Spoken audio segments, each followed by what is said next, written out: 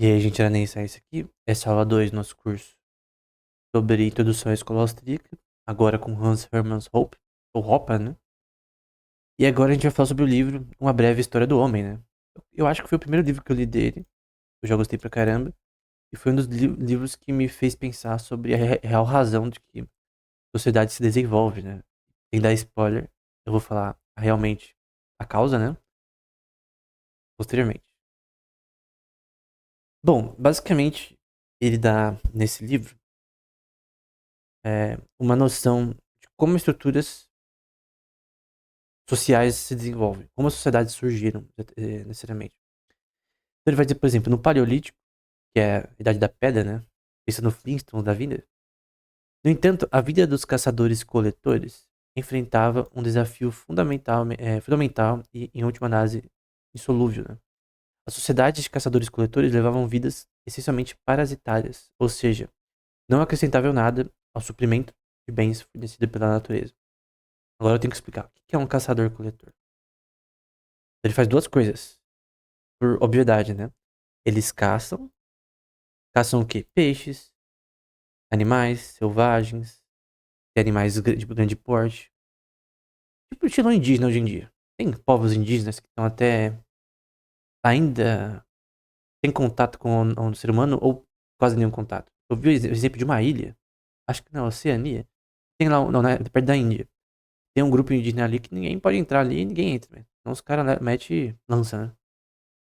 Mas eles caçam diversos tipos de animais, né? E eles coletam, né? Coletam o quê?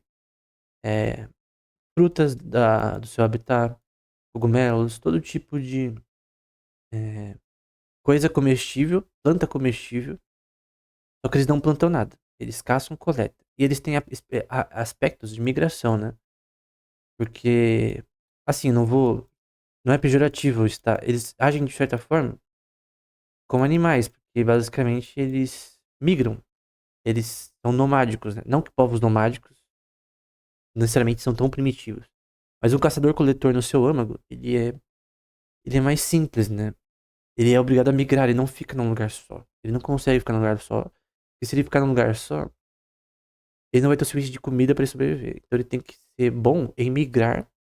Eu vou dar um exemplo disso na Austrália. Para conseguir sobreviver ao longo das condições climáticas das estações ao longo do ano. No seu habitat. Isso vai mudar de país para país, de povo para povo. Mas essa é a ideia central, né? Então, pelo contrário, eles esgotavam seu suprimento. Não produziam, apenas consumiam. Então, eles produziam a forma de caça. Porque a caça-coleta é um trabalho. E a migração também. É uma ação que você ganha ao realizar ela. No sentido do próprio Robinson Crusoe, né? Ao ele estar sozinho numa ilha, caçando e coletando coisas para comer, amoras, por exemplo. No exemplo do Rothbard no Homem, Economia e o Estado, ele usa amoras. Ele está trabalhando, ele está agindo para se alimentar, senão ele morre. Então, essa é a ideia. Esse é o seu salário, de certa forma. Só que ele é autônomo, né? Esse trem, porque só existe ele ali, então é óbvio que ele é autônomo. Dado que o tamanho da população não podia ser mantido em um nível estacionário, existiam apenas três alternativas para o excesso populacional que surgia constantemente. Então você tem essa questão. As pessoas vão tendo filhos. E se elas não conseguem produzir o suficiente de comida para seus filhos, então dá merda, né? E aí tem uma taxa de mortes muito alta. E a taxa de natalidade começa a ter flutuações. Em que você não pode ter tantos filhos, porque senão dá merda. Isso se regula organicamente. Não existe população ótima, tá? Não existe a população que deveria ser a melhor possível nesse dado momento. Isso é incontrolável humanamente. De forma óptima. Simplesmente a população ela se organiza organicamente. Eu vou falar disso melhor posteriormente. Então ele vai dizer, podiam lutar pelos recursos alimentares limitados, migrar ou inventar e adotar um novo modo de organização social mais avançado, né? Então eles tinham que inventar formas de lidar com isso, né? Só que você vê, por exemplo, no povo da Oceania, até o século passado e anterior, essa questão de que, cara, eles tinham muito conhecimento da fauna onde eles moravam, onde eles habitavam, da flora, dos animais, do que poderia comer ou não. Isso tá num livro que você tá posteriormente do Jared Diamond, que é o Colapso, e o livro Guns, Germs and Steel. Armas, germes e ferro, né? Que é basicamente uma história da civilização, estilo o Hope, só que melhor, com todo respeito ao Hope. O Hope vai mais do ponto de vista austríaco também, né? Aqui. Mas o livro do outro ele é mais. Do Diamond é um pouquinho melhor nesse sentido. Eu recomendo que você lê os dois, obviamente, porque o do Hope também é muito bom. Então, aqui é um exemplo do crescente fértil, né? É o berço da civilização. Então, do ponto de vista até ah, científico mesmo, as teorias do ponto de vista. Você pode fazer essa noção do ponto de vista genético, né? Você estuda o que é chamado de haplogrupos para você entender onde, no geral, as pessoas originaram. Normalmente é visto que, no geral, na África. Mas, no geral, nessa região é visto como berço da civilização também. Que é o crescente fértil, né? Então você tem, por exemplo, aqui o Golfo Pérsia, o rio Tigre, Níger e Eufrates. Do ponto de vista bíblico, era onde era o Jardim do Éden, né? Mas no geral, mesmo do ponto de vista cético, né? Você tem que nessa região, no geral, ocorreu o berço da civilização. Embora tem teorias que foi mais esparso, né? Tem teorias que tem um lugar específico onde o ser humano surgiu. E tem outras teorias que foram vários lugares separados. Tem uma teoria também que se chama Eva mitocondrial, em que você tem um par de seres humanos que dão origem a todas as espécies. Perdão, as espécies, a todos os seres humanos. E um descendente comum deles. Seria essa Eva, entre aspas. Do ponto de vista cético. Obviamente, do ponto de vista bíblico, né? Que é o meu. A gente vai chamar de Adão e Eva. Como sendo, tendo origem mais ou menos aqui, né? Essa região. E dando origem a toda a sociedade. Mas mesmo do ponto de vista cético, o berço da civilização mais ou menos é aqui. Então você tem na Mesopotâmia alguns povos que vão se desenvolver. Você vai ter Babilônia, etc. Nessa região que você tem próximo bastantes rios, né? E uma região relativamente frutífera, o que permite a produção de commodities, gado, a produção de diversos tipos de commodities como o próprio cevada, lentilhas, trigo e etc. Algumas vão demorar para ser domesticadas, a gente vai ver anteriormente. E você tem a expansão do ser humano. Agora, obviamente, isso aqui já é um estágio posterior do ponto de vista cético, né? E você vai ver um pouco mais períodos maiores, né? Aí vai ser de 100 mil anos, onde você tem as primeiras sociedades se formando ali e tal, né? Do ponto de vista mais bíblico, né? Esse período é menor, por razões óbvias, né? Primeiro de 10 mil anos do ponto de vista bíblico, mas do ponto de vista cético é diferente. Aí vai da sua visão de mundo, né? Obviamente o Hope, ele coloca o ponto de vista cético. Então mais ou menos aí é o berço da civilização. Aí você tem as sociedades paleolíticas ao redor do mundo e posteriormente eu vou mostrar as migrações dela, né? Então você tem os africanos do norte, né? Os ancestrais. Você tem povos ali, como você morar na Europa, na Eurásia, né? No, no Cáucaso e regiões do tipo, na Sibéria, e depois vou migrar para as Américas, que eu já vou explicar como, né? E lembra Tolkien, né? Lembra, acho que é Eucaraxê, que é uma passagem entre dois continentes no universo do Senhor dos Anéis, né? Pra quem leu o Silmarillion sabe o que é o Eucaraxê.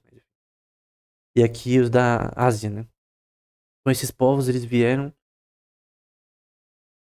dentro de uma das teorias de um lugar comum ou de um lugar esparso e começaram a migrar conforme a necessidade, a língua, a nação e etc. Do ponto de vista bíblico, essa expansão veio de Babel, né?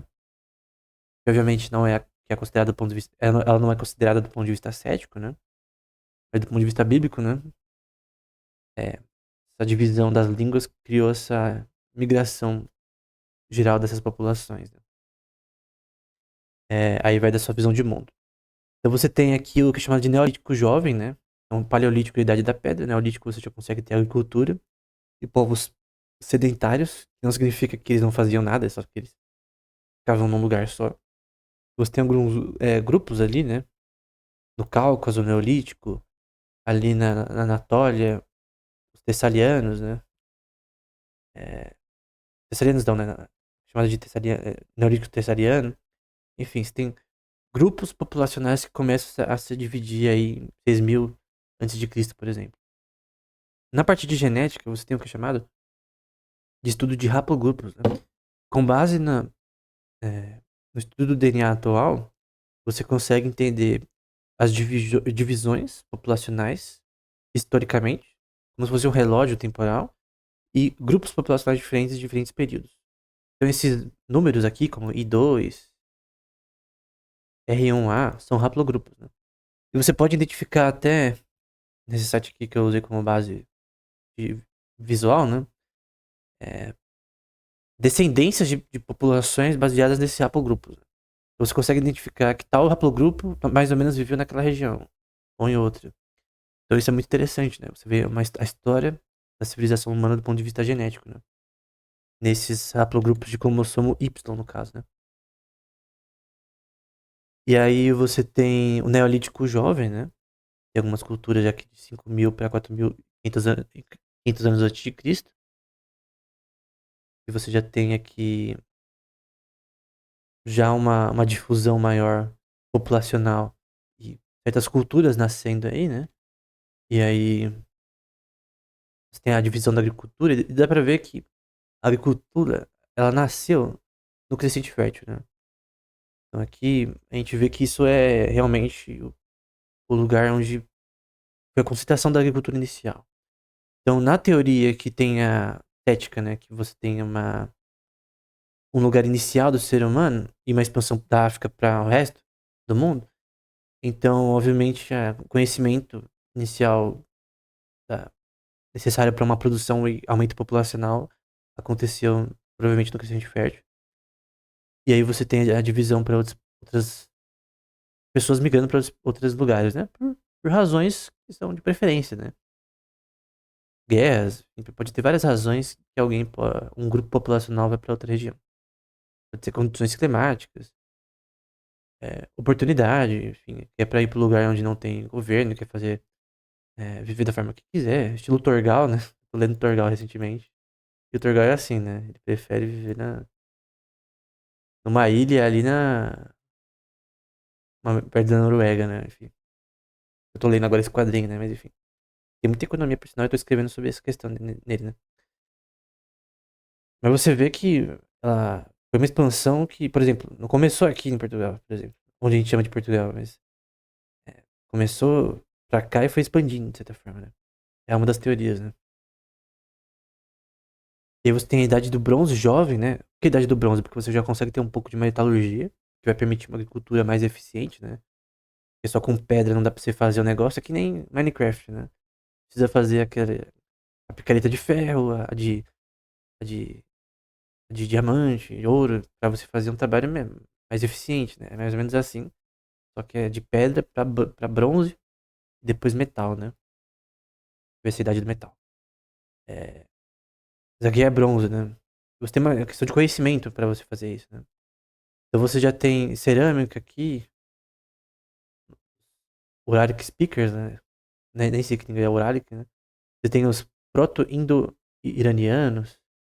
Enfim, você já tem alguns grupos populacionais é, surgindo, né? O Império Acadiano, né? É muito importante biblicamente, né? É, linguisticamente, o acadiano é importante biblicamente para o Antigo Testamento. Tem os hititas, etc. Tem vários grupos que começam a nascer. Aí nações, né? O povo vai aumentando e vai se difundindo, né? Então, a Idade de Bronze Média. Você já tem o Império Hitita. Você já tem populações aqui que a gente chama de Reino Unido hoje em dia. Na Britânia, eventualmente. Povo nórdico. Enfim, tem essa difusão e a população crescendo, porque, assim, nesse período de agricultura, qualquer agricultura, você precisa de terra e mão de obra. Então as pessoas migram para achar novas terras e usar mão de obra própria, né, para eles se desenvolverem. Assim nascem nações. Alguém tem uma ideia? Cara, vamos para outro lugar e tentar fazer nossa própria, não nossa própria nação, mas nossa própria cidade, nossa própria, enfim. Aí várias famílias se juntam e normalmente era assim, né? O Império Romano nasceu dessa forma. teoricamente, né? Então, eu já falava sobre o que chama de lei dos retornos, né? Aplicada a dois fatores de produção originais, trabalho e terra, a lei implica que se aumentamos a quantidade de trabalho enquanto a quantidade de terra e tecnologia são fixas, chegaremos a um ponto que a produção será limitada em relação à população. Então, de uma forma simples, isso que se chama lei malthusiana. Se você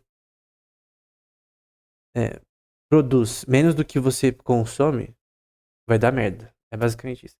Podem ter várias causas para isso. Por exemplo, as quedas de civilizações, no livro do Jared Diamond, por exemplo, dessa questão, vem às vezes de questões climáticas que impedem um conjunto de safras que era um mantimento único para aquela sociedade e ela pode colapsar, como aconteceu em alguns povos da Oceania. Então tinha povos que viviam em ilhas e às vezes acontecia questões climáticas ali, e não antrópicas, né, não causadas pelo homem, que basicamente ferravam eles, passava fome e às vezes poderia ser o fim daquela civilização. Às vezes por falta de conhecimento, que eles não conseguem sair de um platô de conhecimento em relação à agricultura, domesticação de certos alimentos, etc., em que essa difusão de conhecimento entre nações posteriormente, de, ó, eu sei plantar cenoura, eu sei plantar batata, eu sei plantar cevada, essa difusão ela aconteceu eventualmente. Então as pessoas pensam, eu pensava que a agricultura foi gerada num período, toda ela, a domesticação de tudo, e aí depois foi seguindo, mas não foi assim.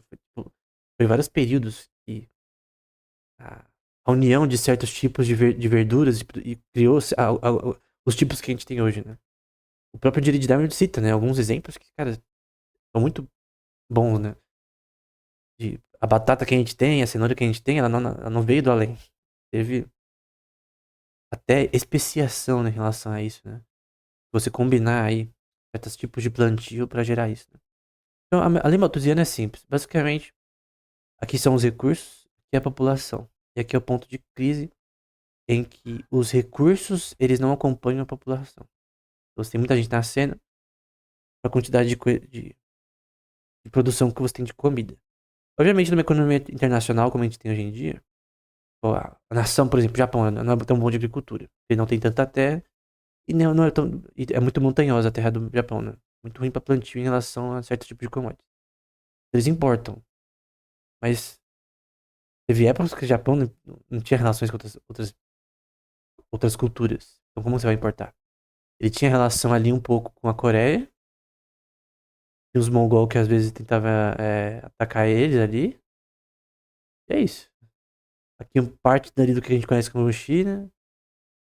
Mas pô, eventualmente a Europa começa a chegar lá, mas teve tempo aí que eles ficaram não sozinhos, mas eu vi. Tem a migração dos coreanos que foram para Japão colonizar ali. Que ali tinha um grupo ali indígena que era dali anteriormente, né? Mas eles foram empurrados pro norte depois, enfim. Foram coreanos que conquistaram o Japão e os coreanos eram divididos em alguns grupos, né? Não era unificado ainda a Coreia como é hoje. Você tinha alguns grupos ali que eram grupos essencialmente coreanos, né? Não, eram diferentes historicamente dos chineses em vários aspectos. Aí vai pra história da Coreia, né? Eu li recentemente um livro da história da Coreia no começo desse ano, né? Então tá bem fresco na minha mente. Mas enfim, de forma mais prática, né? Esse é o crescimento populacional e você tem um salto na Revolução Industrial. Então o que causou esse aumento populacional? O aumento de produção. O que causou o aumento da produção? O aumento do conhecimento. Conhecimento de quê? Conhecimento. Em agricultura, técnicas de agricultura, em química, técnicas, tipo, elementos que pode usar por exemplo, posteriormente o próprio nitrogênio no século passado, para ser usado na agricultura e etc. É... Cara, você sabia, por exemplo, que barata fixa nitrogênio na planta, numa fazenda? Essa era uma coisa que eu não sabia. Era uma coisa que elas sempre fizeram. Esse conhecimento do que é bom para um plantio, quimicamente, foi aumentando. Matemática, física, tudo se permitiu até o aumento da engenharia que permitiu uma industrialização do comércio, que permitiu maior produção de comida também. Então, a causa disso daqui não é mudanças bancárias. Ah, os sistemas bancários mudaram. Ah, aumento de capital. Cara, a única causa é o aumento do conhecimento. Não tem outra causa. Mas o Império Romano ele tinha certo conhecimento, os gregos, etc. Eles não tinham conhecimento relacionado à industrialização do comércio. Eles tinham vários conhecimentos nesses temas, mas não associados à produção. Eles não tinham conhecimento de genética. Eles não tinham conhecimento de química suficiente. Eles não tinham conhecimento de várias coisas. Eram úteis para plantação e que poderiam aumentar a quantidade de comida produzida, ou associado ao gado, que hoje é criado de forma mais eficiente, por questões de aumento do conhecimento de genética. Mas não só agricultura, mas também na questão de produção no geral. Não só no uso da metalúrgica, mas no sentido do uso de diversos componentes. Você tem revoluções militares, tem revoluções em navios, né? Na construção naval, que permitem descobrir um novo mundo. Descobrir um novo mundo, basicamente, se você tem agora um monte de terra, as Américas, né? Para plantar e para exportar para a Europa. Então você tem agora um inflow de commodities do novo mundo, das Américas, para a Europa e para o resto do mundo, que não conhecia esses lugares. Então agora você tem um monte de terra que aumenta a produção mundial, e você tem um aumento do conhecimento junto a isso, e você tem uma revolução na ciência também. Então todas essas coisas juntas revolucionam a humanidade em relação à produção. Mas não é uma questão monetária. Nunca foi. E nunca foi uma questão criada por um país, pelo Estado. Foi uma questão. Sim, a descoberta do Novo Mundo foi financiada por governos também, mas o que realmente permitiu isso, e essa revolução só aconteceu lá para 1800, bolinha, de 1700, no fim do século XVIII para frente, foi uma revolução no conhecimento. Não foi só descobrir o Novo Mundo, foi uma revolução no conhecimento. Então, o aumento do conhecimento permitiu o aumento de produção, que gerou aumento populacional. Ponto. Eventualmente, esse aumento populacional, ele se regula sozinho. Eu já vou explicar. Então, isso é chamado de armadilha malthusiana. Então, esse negócio aqui, ó, é chamado de armadilha malthusiana. Porque não é que a população não crescia, é que quando ela crescia, dava merda.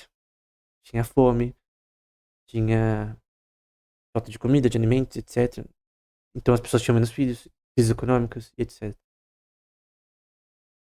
E o argumento do Hope é que, na verdade, o Estado ele vai ser um problema. Vai, na verdade, ser uma barreira para esse avanço da sociedade. Mas não só isso, principalmente o avanço do conhecimento. Não é uma questão política também. Isso envolveu a mudança de um estilo de vida parasitária para uma vida genuinamente produtiva e sedentária. Né? Então, em vez de simplesmente apropriar-se e consumir o que a natureza fornecia, os bens de consumo passaram a ser produzidos ativamente. Então você tem a passagem do Paleolítico para o Neolítico, em que você começa a ter agricultura. Você tem a idade de bronze e ferro, que você já tem mais conhecimento metalúrgico.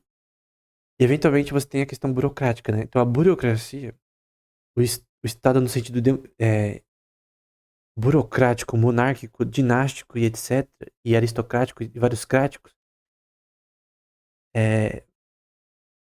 foram induzidos pelo surplus de produção, pelo aumento do conhecimento que gerou uma produção maior do que era consumido, que permitiu uma organização melhor. E ele continua aqui, né? Embora um cão de guarda, pegar meu pincel aqui, fosse uma vantagem para caçadores-coletores nômades, era uma vantagem ainda maior para sociedades sedentárias, né? Então você poderia usar agora. Eventualmente viram que poderia usar animais também, poderia usar vários tipos de formas de você aumentar a sua produção. E a razão para isso é simples. Em sociedades sedentárias havia simplesmente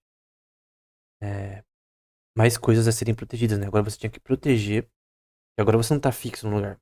Quando você é um nômade, tem as suas pertences, mas depois você vai de um lugar para outro.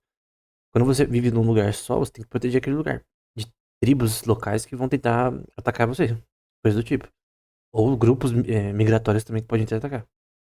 Que você não tem relação com. Às vezes esse conflito não faz sentido, seria melhor você fazer transações. Mas, por exemplo, na história da China, você vê vários conflitos que são gerados pelos povos do norte, normalmente. até a Grande Muralha da China vai ser construída por conta de questões disso, né?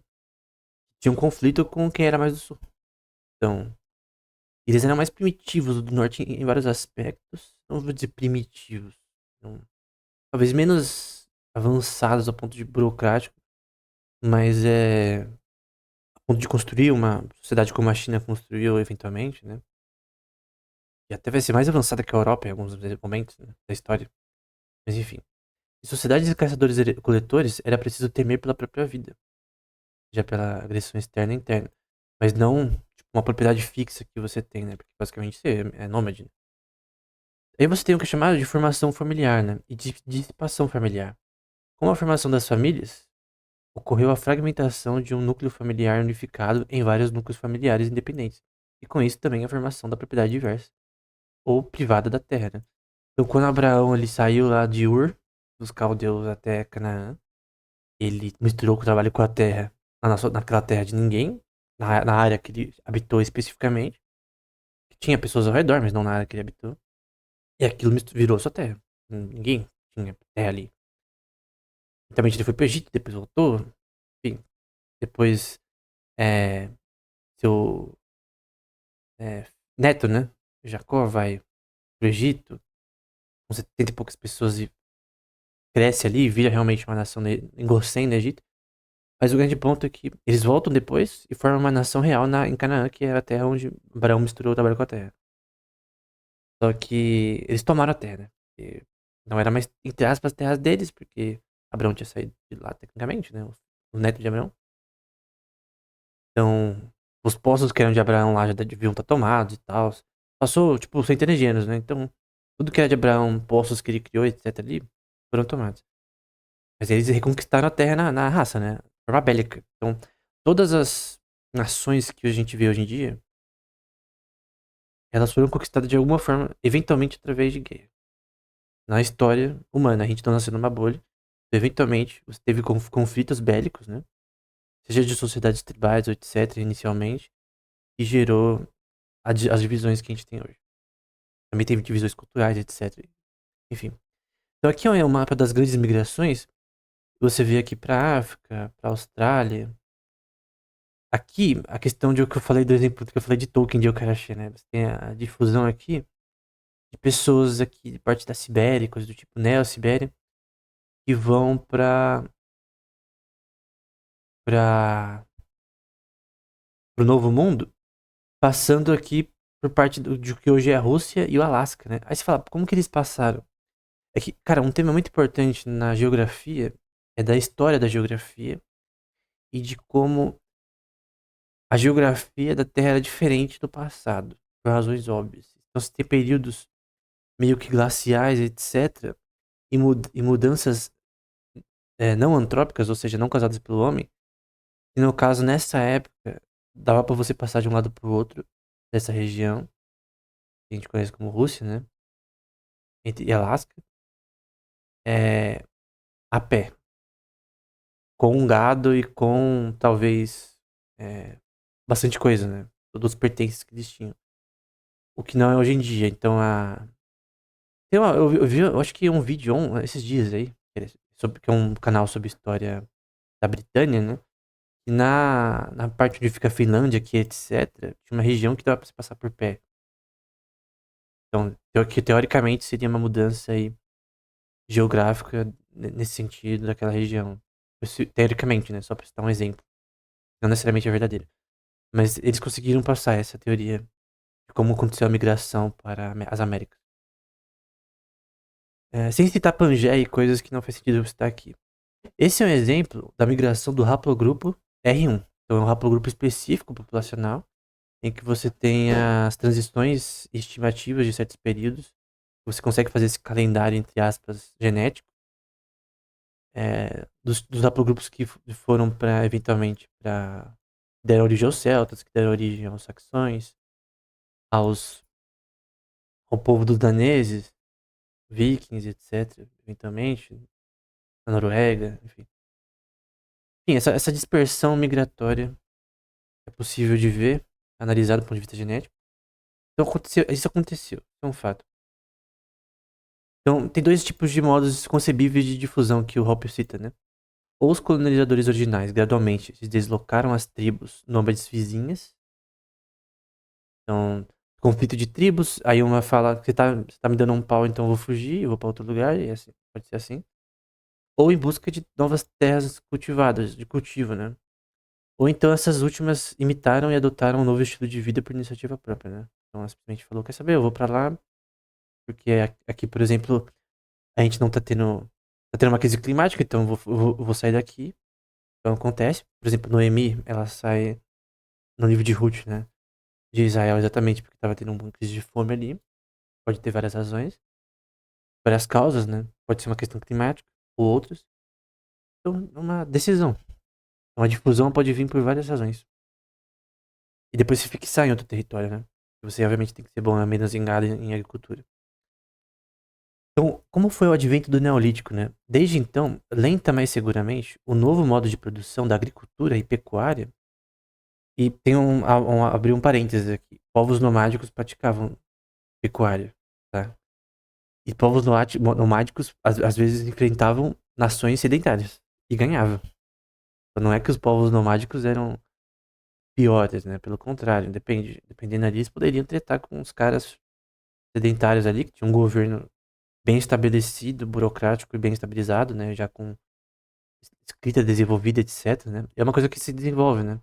Quando você tem um surplus de produção, tem pessoas que podem se dedicar a áreas, por exemplo, associadas à filosofia, à matemática, coisas que não são necessariamente produtivas no sentido da agricultura, por exemplo. Então, não vai calcular a raiz, o diâmetro da circunferência e produzir comida através disso, né? Tu vai usar eventualmente isso para, por exemplo, arquitetura, para engenharia. Então, obviamente, o avanço da matemática pura, né, vai permitir avanços na engenharia, etc, que vão ser úteis para a produção. Mas em si, vão ter pessoas focadas nisso depois que já teve um desenvolvimento da sociedade suficiente para ter escrita, avanços da matemática, etc. Mas pode falar, por que tem sociedades que não fizeram avanços nenhum? Na Austrália. Bom, eu não sei, cara. Eu não sei. Não tem resposta. Por exemplo, eu vou usar o exemplo do Torgal, uma HQ muito boa. Tem no Torgal, é uma história de ficção, obviamente, e os elementos históricos também. Tipo, tem uma civilização fictícia, né? Avançada. Que ela até era nível Star Wars. Que ela volta pra Terra, se lasca, poucos sobrevivem. Mas um dos que sobrevivem, ele encontra um povo chamado Ogotai, né? É uma civilização indígena nas Américas. E ele ensina os indígenas a produzirem, né? A agricultura, a metalurgia e etc. Era alguém de uma civilização avançada. E aí, basicamente, ele cria em 10 anos uma cidade. Uma nação, na verdade. E vira tipo, entre aspas, os Aztecas, né? É uma história fictícia, obviamente. É um quadrinho, né? É de fantasia, muito famoso, né? Muita mitologia nórdica e tal. Mas esse é um exemplo. O nome do cara é Vartes, por sinal, né? Então, o Vartes, ele basicamente cria uma nação. Aí tem outro cara chamado. Vamos ver se eu lembro. Chargos, que é o pai de Torgal. Não, é o avô de Torgal, por sinal. O Vartes é pai de Torgal. Que ele tem uma política diferente, mas ele também cria outra nação que vai chamar de Shinjin. Então, dentro da história do Torgal, você tem isso daí.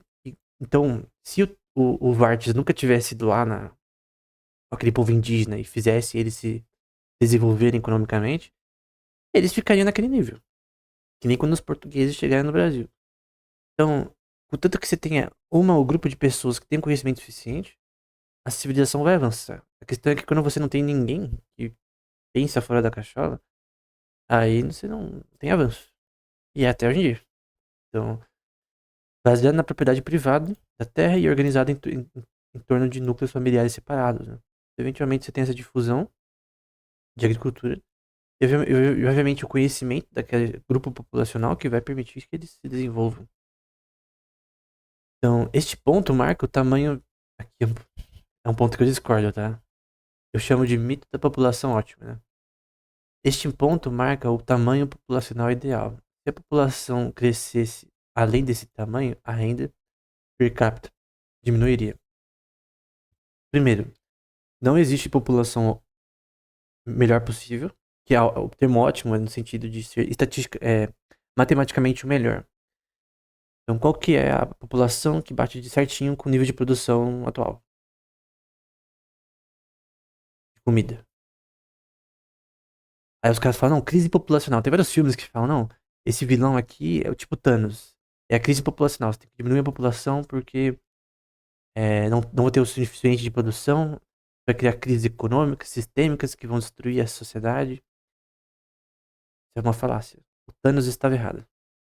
Populações, elas organicamente é, se aproximam de um ótimo. E não é antrópico. Ou seja, o ser humano não vai fazer uma política, uma lei que vai melhorar a população.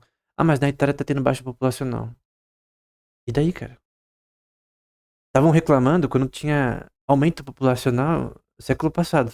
Na China, no Japão. Agora estão reclamando que tem baixa. Teve um cara na China que fez um modelo matemático dele. Tem um livro da Nature que fala sobre essa questão. É um livro sobre história da matemática, né? E no fim desse livro, que eu fiz uma resenha no Instagram, eu não lembro o nome do livro, mas é sobre dinâmica populacional. A história da matemática no sentido de história do método matemático em é, modelos de dinâmica populacional. E basicamente a ideia desse chinês era que a população chinesa estava crescendo muito e isso ia dar merda. E aí fizeram uma one child policy, né? No caso, teria um filho por família. Aí várias regras tinham disso, ferrava você se você tivesse mais de 2 filhos. No fim, quando a China se desenvolveu o suficiente, quando um país se desenvolve o suficiente, você tem naturalmente queda populacional, como está acontecendo na Coreia do Sul. Então você tem um custo de vida maior, investimento maior na educação dos filhos, etc. E aí, em tutores que eles usam muito. E aí, pelo custo de ter mais um filho, os casais tendem a ter menos filhos. Mas essa é uma decisão que tem aspectos culturais, mas também econômicos. E isso sempre aconteceu. Na história da China, no livro chamado Xi, tem épocas que aconteceu isso. Tava tendo crise econômica e as pessoas tinham menos filhos. O Cantillon, no livro dele que eu fiz vídeo no ano passado já, no curso de História da Economia do canal, ele diz a mesma coisa. Isso sempre aconteceu. Épocas em que tem crises econômicas, ou nesse caso moderno, é o aumento de custo de vida, as pessoas têm menos filhos. Isso é normal. Então, isso é normal, cara. Esse negócio de população ótima é uma falácia. A população ela se ajusta organicamente. Não tem nenhuma razão de que ter muita gente ou pouca gente ser ruim. Mandar da população. Ah, se fala de previdência, se fala de várias outras questões. Isso não muda o fato que você tentar antropicamente mudar com leis, etc., políticas, a taxa populacional atual vai ser burrice. Primeiro que a gente não entende dinâmicas populacionais quanto parece. A gente não sabe exatamente o que isso vai causar no futuro de ruim, tecnicamente falando. Então esse é um ponto. Então, anteriormente falavam que muito era ruim, agora que pouco é ruim, enfim, não decidem, né? Obviamente estão numa falácia, né? Então, o aumento do conhecimento versus a armadilha do autoritário, né? Esse fator ausente é a variável histórica da inteligência humana. E a resposta simples para a pergunta acima é porque durante a maior parte da história, a humanidade simplesmente não foi inteligente o suficiente. E leva tempo para desenvolver inteligência. Então, ou seja, por falta de conhecimento, a sociedade não avançava. Esse exemplo que eu dei, do Torgal, da HQ que eu recomendo que você leia. A pipoca que lançou a HQ do Torgal. E os que já lançou, que o volume 1 e 2, já tem essas histórias que eu tô contando, do Chargos e Vartas, né? No volume 2 tem a do Chargos e Vartas. Se você tem uma pessoa que tem conhecimento suficiente, tipo um Dr. Stone, quem já viu o anime do Dr. Stone, tu já vai ter uma sociedade que vai permitir um aumento de produção e crescimento populacional. Então, isso é um caráter óbvio, que demonstra que é, tudo que mesmo na Revolução Industrial, o que aconteceu mesmo foi revoluções em várias áreas do conhecimento, da parte naval, da agricultura, da militar. Todas essas revoluções permitiram o aumento populacional que a gente vê hoje. O mesmo não é um problema, porque eventualmente a população tende a diminuir em países mais organizados e acumulam mais capital por razões óbvias. Então você tem a questão também da domesticação das plantas, né? Não aconteceu no mesmo período, né? Então, por exemplo, você tem milho desenvolvido no México, Mesopotâmia, o trigo e cevada, em 10 mil anos antes de Cristo, né? Ou 10 mil anos antes de Cristo. Enfim, você tem na Índia, certos tipos de commodities sendo desenvolvidos no Peru, em tempos diferentes. E a domesticação, às vezes, era a especiação, de você combinar certas. Por exemplo, tinham frutos que não eram domesticados, eles não eram próprios para plantio. E para você fazer a especiação por tentativa e erro para domesticar certos alimentos, demorou muito tempo. Não era simples, né? Então você tem vários tipos de tipos de verduras e legumes, né? Foram desenvolvidos inicialmente em diversas regiões do planeta e que eventualmente foram difundidos para outras partes do mundo, alguns até no tempo recente, nos últimos 300 anos. Então, plantação de batata, cenoura, tomates vermelhos, todo esse tipo de coisa foi domesticado em determinado momento por tentativa e erro. Então esse é um ponto, né? Por especiação, né? Então você tem aqui 10 mil anos de Cristo, cevada, maisena, pão feito de trigo, arroz, até 8 mil antes de Cristo. E você tem outros que vão ser domesticados depois, como cocos, plantação, né? Eu não lembro o que é cucumber, ou eu acho que é pepino, ou é pimenta. Melões, banana. Banana só em 5 mil anos antes de Cristo. Você tem espinafre, 2 mil anos de Cristo. É... Na verdade, 2 mil anos antes do presente. Antes de atualmente, eu acho. Aí você tem maçãs. É... Como fala? Óleo vegetal. Enfim, tipos de batatas específicas. Então tem um tempo e geografia específica em que essas coisas foram descobertas através de especiação. Especiação você combina, você planta elas, as plantas de formas diferentes, em condições diferentes, até com de uma maneira, acho que é simbiótica, de duas plantas também juntas, para gerar outras, né? Então, essa combinação por tentativa e erro, né?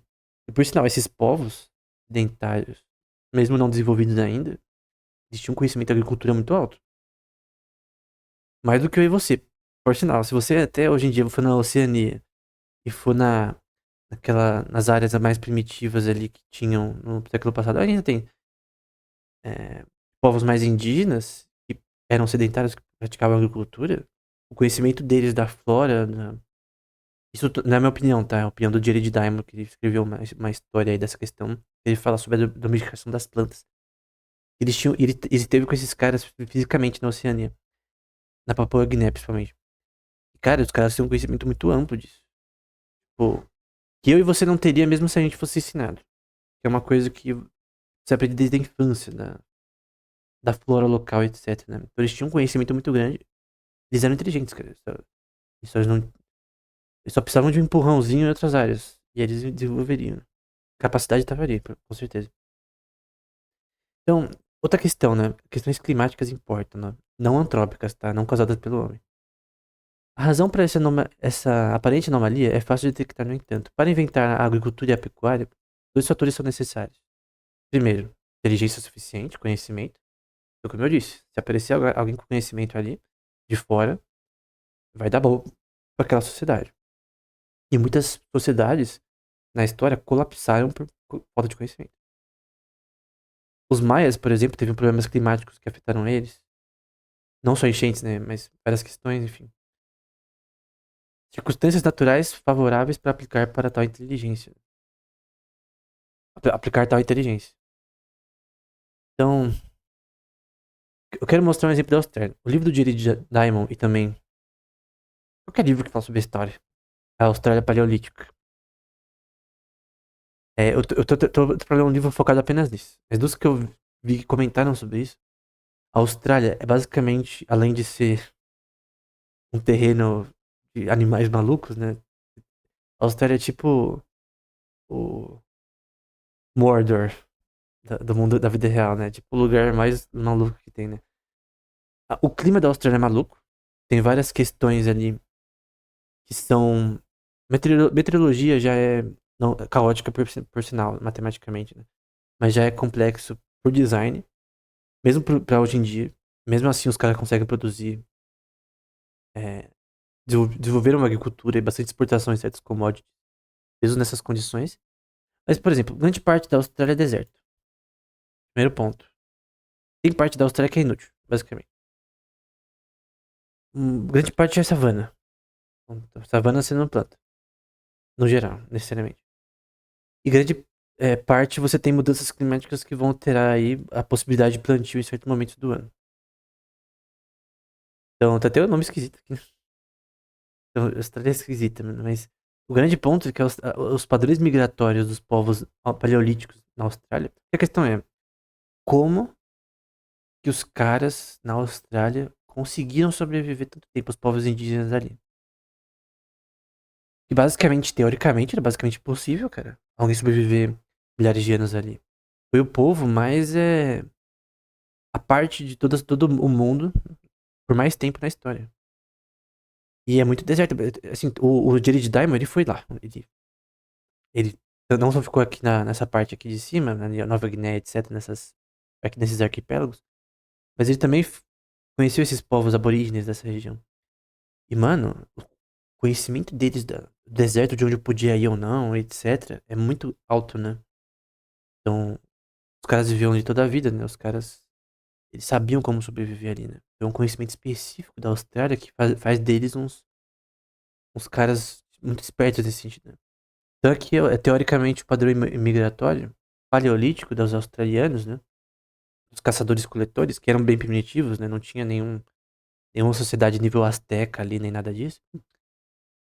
Em que eles vão migrar nesse sentido, né? Essas regiões mais rentes à costa, né?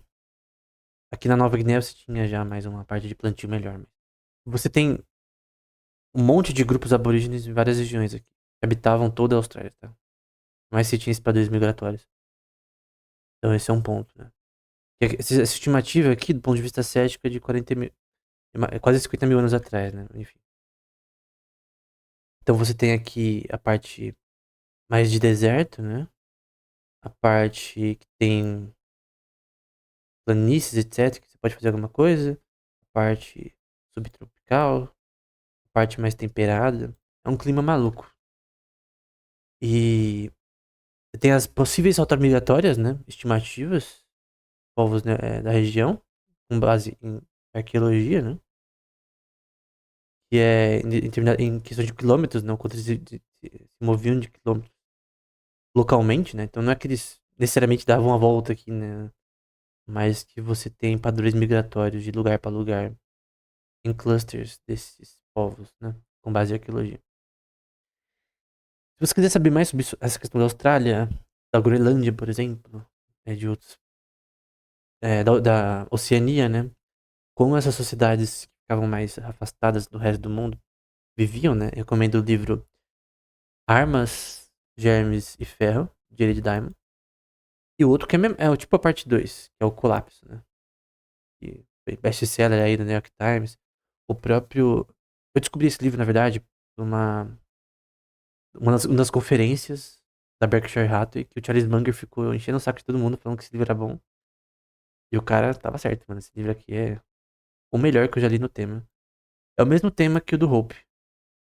Só que ele não discute de forma, uma perspectiva austríaca, mas é o mesmo tema. Então esse livro complementa o do Hope, os dois, de uma forma muito boa, porque você basicamente tem. É o mesmo tema que ele é tratado. Ele não vai falar exatamente sobre propriedade privada, coisa do tipo, necessariamente, sobre teorias políticas, mas ele vai falar sobre quais são as causas das quedas de civilizações. E tudo tem a ver com armas, né? Quanto é forte de forma bélica, questões pandêmicas, né? Questões de germes, né? De podem acabar com civilizações. Ou ferro, né? Metalurgia, né? Avanço nesse sentido. Então o título é bem interessante, né? Então, o que causa avanços econômicos mesmo hoje em dia? Avanço do conhecimento. Por exemplo, tem o avanço da IA atualmente. É basicamente ela permite, em algumas áreas, menos custo de produção. É isso. Não é tudo que as pessoas dizem, mas no geral ela permite menor custo de produção em algumas áreas, né? Vai chegar a um platô eventualmente, mas no geral é isso. Então, esse livro do Hope é muito bom. Como eu disse, ele é pequeno e você tem outros livros complementos. Tem um próprio livro dele, que é de, de sociologia, né? Que é sociedade, história, alguma coisa. Tem umas 200 páginas que também complementa esse. Obviamente. Para você entender toda a opinião do Hope nessa questão, você não pode só ler esse livro, tem que ler outro também. Mas o ponto é que é um livro muito bom, relativamente pequeno. Você lê em um dia, se você tem um tempo aí. Com pausas, né? Que tem 145 páginas apenas. E é bem. É um modelo que a letra é grande, relativamente curto, o design ali da página. Então não é tão difícil de terminar. O outro também é bem fácil de terminar. Embora eu já tinha lido, né? Então, creio que é sempre importante a gente entender como as civilizações surgem, né? A gente não pode fazer economia apenas do que acontece hoje em dia. A gente tem que entender história também. Então, um economista sem história e geografia é apenas um especulador. Então, é basicamente isso, né? Então, até o próximo episódio.